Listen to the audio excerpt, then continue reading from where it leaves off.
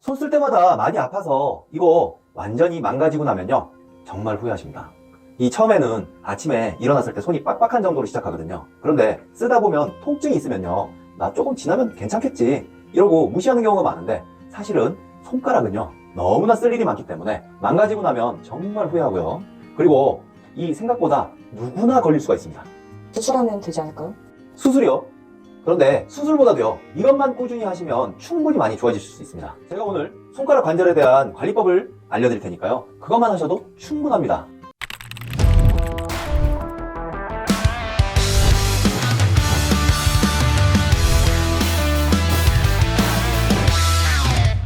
손가락 관절염, 사실 누구에게나 걸릴 수가 있습니다. 특히 여성분들.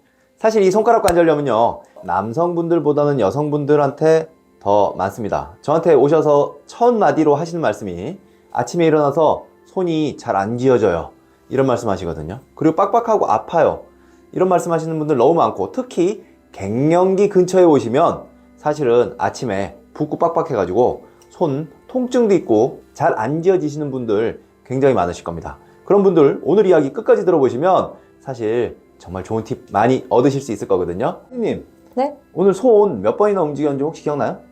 그걸 어떻게 세죠? 숨 쉬는 거랑 비슷하게. 맞아요. 우리가 숨 쉬는 거랑 비슷하게 하루 종일 손을 쓰거든요. 그래서 손 자체가 많이 써서 고장이 나는 겁니다. 이런 생각 한번 해보시면 돼요. 문이요, 우리가 문 옆에 경첩이 달려 있는데 이 경첩을요 문을 하루에 수백 번 여닫는다고 생각을 해보세요. 경첩이 고장이 날까요, 안 날까요? 언젠간 고장날 것 같은데요? 너무 많이씩 여니까? 너무 많이 여닫으면 고장날 확률이 높죠. 손가락 마찬가지입니다. 우리 하루 종일 이것저것 하는데 손 안 쓰는 일 없잖아요. 그래서 하루 종일 쓰고, 특히 여성분들은 하루 종일 사실 손 쓸 일 너무 많죠. 물 닿을 일도 많고 뭔가를 꼭꼭 쥐어짜거나 들어야 될 일도 많고, 물론 남자분들도 사실은 손 쓸 일 생각보다 많습니다. 특히 뭐 골프를 친다든지 취미 활동을 할 때 손가락 꽉 힘을 줘서 쓰면서 통증 생기시는 분들도 많거든요. 골프 아니라 여러 가지 이제 취미 활동으로도 남자분들 같은 경우는 사실 타이핑 치는 것도 그렇고요. 이게 생각보다 굉장히 일이 많아요. 마우스도 그렇고 타이핑도 그렇고, 그리고 우리 핸드폰 하루 종일 하잖아요. 이것도 사실은 다 손가락을 움직이면서 고장을 낼 확률이 높아지는 거죠. 원장님, 그러면 손가락을 안 움직이라는 말씀이신가요? 네. 손가락을 안 움직일 수는 없잖아요. 그래서 적절하게 손가락을 많이 움직였으면 그 움직인 만큼 잘 풀어주라는 이야기입니다. 그래서 오늘 제가 푸는 법을 알려드릴 거예요. 아침에 일어나서 손이 빡빡하고 잘 안 지어지고 마디에 통증이 있는 거 손가락 관절염입니다. 그런데 이거랑 유사한 질병들이 상당히 많거든요. 그 대표적인 게 뭐냐면 방아쇠수지 증후군, 그리고 손목터널 증후군, 이런 부분들이 다 손이 빡빡하거나 혹은 저리거나 아프거나 이런 증상들을 가지고 있어요. 자, 대표적으로 이 손가락 관절염의 증상은요, 아침에 일어나면 빡빡하고요, 부은 것 같아서 잘 안 지어져요. 그리고 마디 이 부위들이 다 아프거든요. 그런데 이거랑 비슷하게 아침에 일어나면요 손이 잘 안 지어지는 경우들이 있어요. 마디가 여기가 아픈 건 아닌데 이 안쪽이 눌러보면 아프고요, 손이 딱 지어지면 여기가 찰카닥 잠겨가지고 펼 때 딸깍 소리가 나는 거.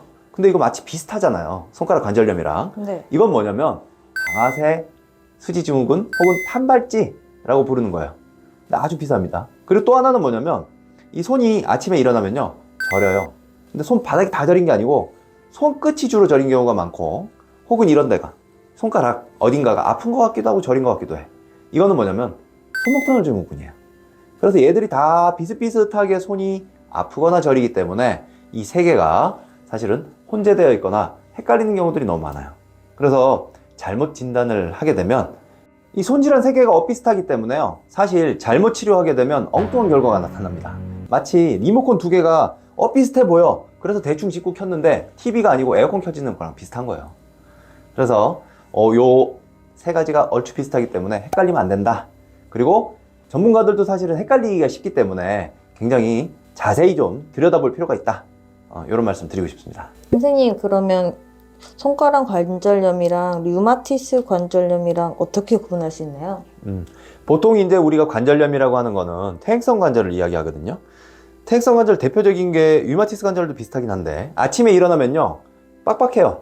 그래서 손 쥘 때 빡빡하고 불편하고 통증이 생깁니다. 통증이 보통은 이제 이 두 번째 손가락 마디에 가장 많이 생기고요.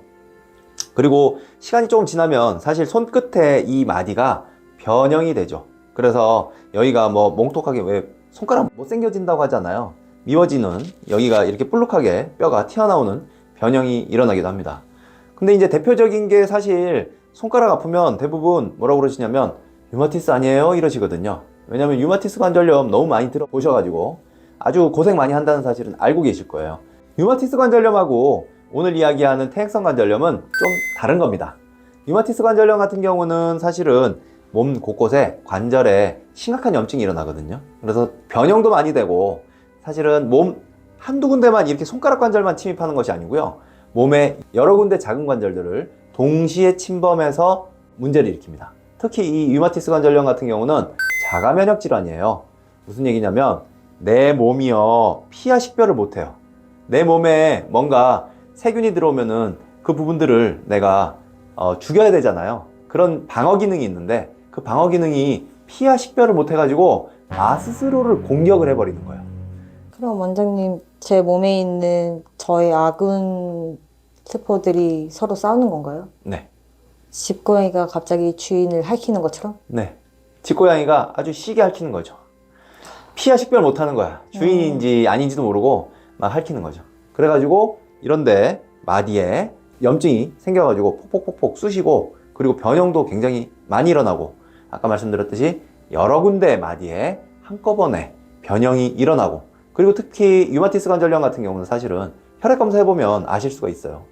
근데 퇴행성 관절염 같은 경우는 혈액 검사 해봐도 알 수가 없는 경우가 거의 다입니다.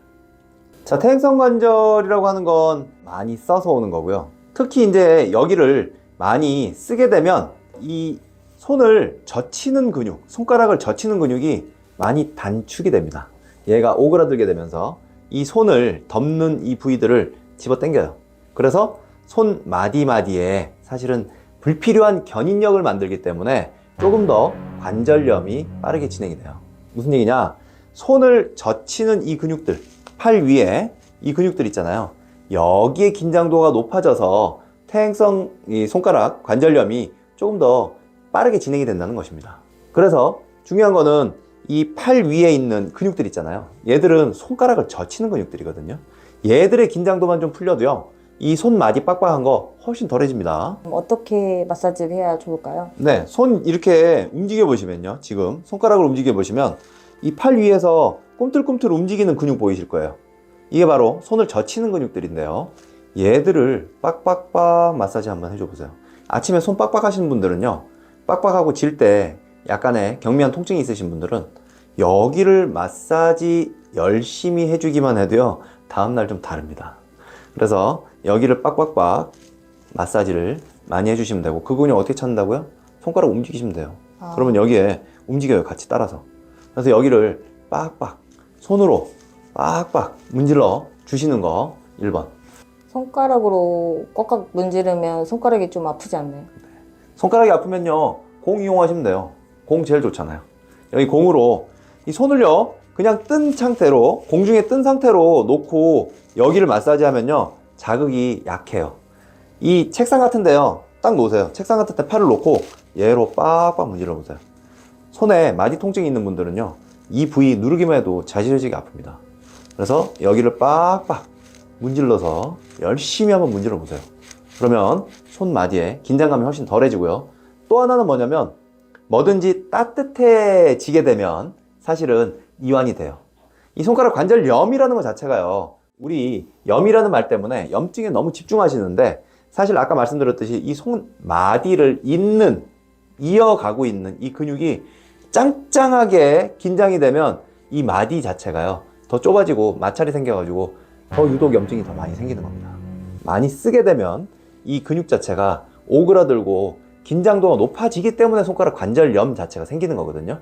그냥 써서 염증이 생기는 게 아니고 그래서 그 마찰을 풀어주는데 혹은 긴장도를 낮추는데 또 중요한 거 하나는 따뜻하게 해주는 거예요. 그래서 우리 보면 그 촌농에다가 이거 많이 하시잖아요. 파라핀이라고 하죠. 네, 파라핀 저희 치료. 집에도 있어요. 집에 있어요? 네. 대단하네. 집에 있는 분들도 좀 있긴 있죠. 근데 저 번거로워가지고 잘 안 하시잖아요. 그죠? 근데 어쨌든 촛농에 담궈서 사실은 그냥 담그는 것보다는 담그고 나서 살살살 움직여주면 훨씬 효과적이에요. 그래서 촛농 있으신 분들은, 파라핀 있으신 분들은 그 안에서 그냥 담그지 마시고 살살살 좀 움직여주는 거 하시면 되고, 그거 없으신 분들은요, 사실은 제가 이제 항상 하는 얘기가 아침에 눈 떠서 세면하실 때 그 세면대 물 맞고요, 따뜻한 물을 좀 받으세요. 그래서 손 집어넣고 조물조물조물조물 움직여주는 거예요. 이거 파라핀하고 똑같습니다. 그리고 사실은 파라핀 같은 거 한번 하려면 집에 없으신 분들은 병원 가야 하잖아요. 이거 촛농에 손 담그는 거. 근데 그 뭐 그렇게까지 어디 뭐 가가지고 하실 필요 있어요? 집에서 그냥 조금 미온수 받아가지고 하시면 파라핀 하는 것보다 훨씬 더 오랜 시간 하실 수도 있고, 또 경제적으로 또 하실 수 있고, 아침 저녁으로 또 하실 수가 있고 해서 여기를 좀 따뜻하게 해주는 거, 그것도 중요한 방법 중 하나입니다.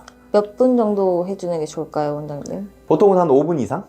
근데 이게 사실 5분 하기 힘들죠, 그죠? 맞아요. 우리가 세면하다가 이거 앉아가지고 서가지고 하시기가 쉽진 않을 거예요. 근데 뭐 유튜브 보시면서 이 세면대에 틀어놓고 물 따뜻하게 해서 한 5분 정도, 내 몸을 위한 투자니까 그 정도는 하실 수 있죠 뭐. 이거 마치 뭐랑 똑같냐면요, 여기를 따뜻하게 해주는 거는 우리 자전거 체인에 기름칠 해주는 거랑 똑같아요. 뭐든지 좀 윤활이 되고 부드럽게 되면은 문제가 좀 적죠. 여기 마찰도 좀 줄어들고. 그래서 따뜻하게 해주시면 도움이 됩니다. 자, 그리고 또 하나, 손가락을요, 여기 마디 간격이 좀 빡빡해지고 좁아져서 오는 통증이기 때문에 얘를요, 틈틈이 좀 당겨주는 것도 좋은 스트레칭입니다. 이렇게 손가락을 당겨주는 거예요. 그냥 당겨주는 것보다는 윗면으로만 당기는 게 아니고요, 살살살 우리 코르크 막에 뽑듯이 살살살 흔들면서 당겨주는 거. 여기도 손가락을 살살살 흔들면서 당겨주는 거. 이거는 오래 하실 필요도 없습니다. 틈틈이 낮에 뭐 하시다가 한 번씩 하실 수 있잖아요. 이렇게 유튜브 보시다가 지금 이 보시면서요, 저랑 따라서 한번 해보십시오. 손가락을 살살살 당겨주는 거예요. 부드럽게. 이 엄지손가락도 그렇고 다섯 손가락을 반대쪽 손으로 한 번씩 당겨주기만 해도 사실은 이 근육 긴장도 자체가 좀 줄어들고 마디 자체의 빡빡함이 좀 줄어들기 때문에 굉장히 좋은 방법입니다. 자, 이렇게 이 손가락 틈틈이 마사지 해주고 당겨주고 이런 부분들은요, 처음엔 별로 티도 안 나요. 아까 그런 얘기 했잖아요, PD님이. 그러면 이거 안 써야 되는 거예요? 아니요. 손 우리 엄청나게 많이 쓰잖아요. 근데 관리는 안 해주잖아요. 그건 마치 이 뭐랑 비슷한 거냐면, 우리 양치를 안 하면요, 뭐 사실은 티는 안 나요. 하루하루 안 해도. 근데 어느 순간 이빨이 썩잖아요. 비슷해요. 우리 손가락 많이 쓰니까 많이 쓰는 만큼 관리도 틈틈이 해줘야 돼요. 근데 그걸 안 하니까 관절염이 생기거든요.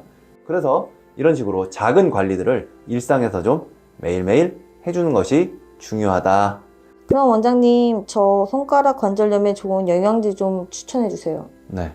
여러 가지 뭐 영양제들 많이 나와 있죠. 근데 손가락 관절염에 영양제 먹는 것보다도요, 오늘 아까 말씀드린 것처럼 작은 관리, 양치하듯이 매일 조금씩 안 하면 티가 나지 않지만 나중에 되면 티가 나는 거, 그게 바로 이런 작은 관리입니다.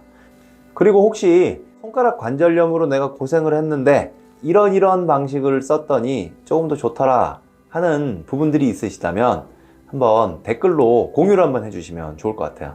그러면 다른 고생하시는 분들한테 도움이 되지 않을까 싶습니다. 자, 손가락 관절염은요, 망가지기 전에 관리하시는 게 답입니다. 어느 부위든 다 그렇지만 사실 손가락이라고 하는 거는 많이 쓰기 때문에 관리를 그만큼 더 살뜰히 해주셔야 되고요. 특히 손가락 이렇게 망가지고 나서 수술도 그렇지만 비용도 무시 못하잖아요. 이런 거보다는 이렇게 비용 없이도 예방하고 관리하고 하면서 큰 통증으로 가는 거를 막을 수 있는데, 오늘부터 딱 10분만 투자하시면 수술 안 하고 웃으실 수 있습니다. 주변에 아침마다 손이 빡빡하고 손가락 통증으로 고생하시는 분들이 있으시다면 오늘 이 영상 많이 공유하셔서 서로 관리 잘 하셔서 손가락 통증 없는 나날 보내실 수 있길 바라겠습니다. 오늘 영상 도움이 되셨다면 구독, 좋아요, 알림 설정은 사랑이라는 거 알고 계시죠? 옆에 종 모양 알림 설정입니다. 감사합니다. 통증요정 김학조였습니다. 네, 손이 아프다고 하셨는데 지금 어떠세요? 많이 좋아진다. 원래 어느 정도 상태셨죠? 아예 접히지가 않았었어요. 손 근데 자체가. 많이 좋아진 네. 거구나. 지금 한 3달 가까이 약간 남은 것 같아요. 원장님 믿고 오실 거죠? 네네. 감사하죠. 네. 많이 감사합니다. 처음보다 많이 좋아졌어요.